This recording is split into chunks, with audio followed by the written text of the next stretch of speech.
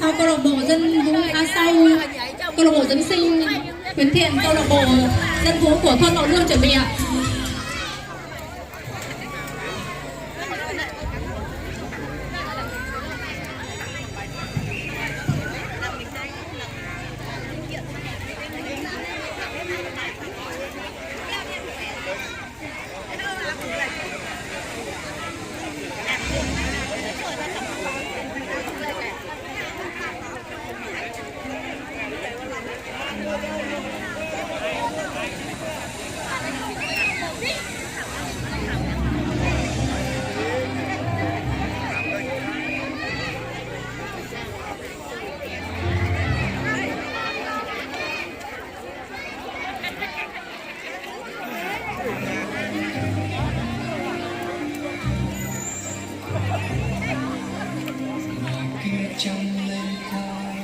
Nhớ mày ơi,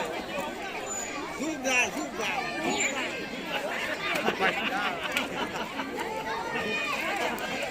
đấy, ngồi chỗ đó, vào ra vào phải thế, chỗ này em mà đẹp thì ra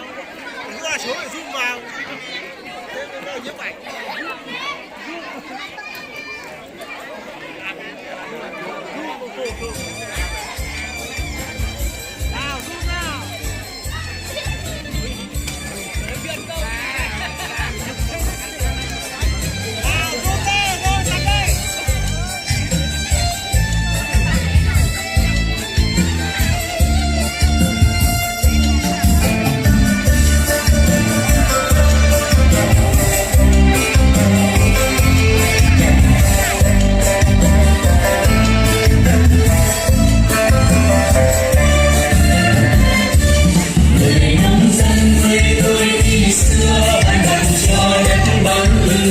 Trời và những cơn chân cao lo vui buồn trời rêu mưa nắng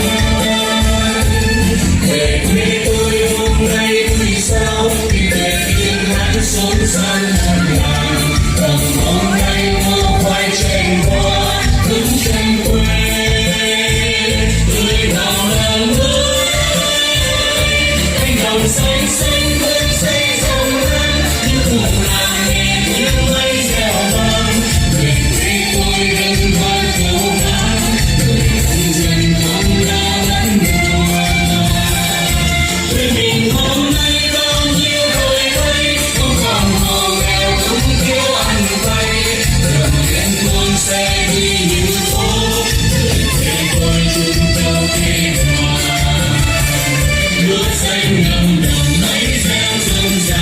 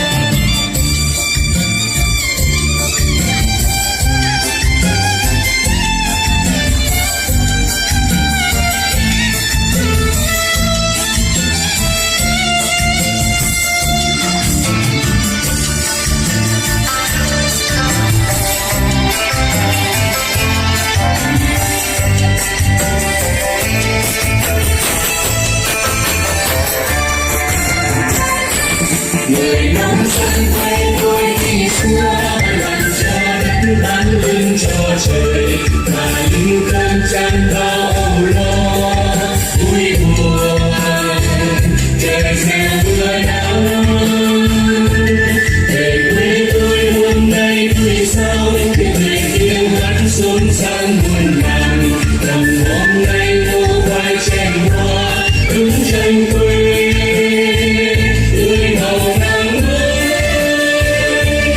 đồng xanh xanh mơn dây dòng nắng những vùng làng nghe tiếng bay reo vang người quê tôi hân hoan cầu an người nông dân không lo mất mùa đời mình hôm nay bao nhiêu đổi thay không còn mòn đẹp cũng thiếu ăn vay được yên con xe đi những phố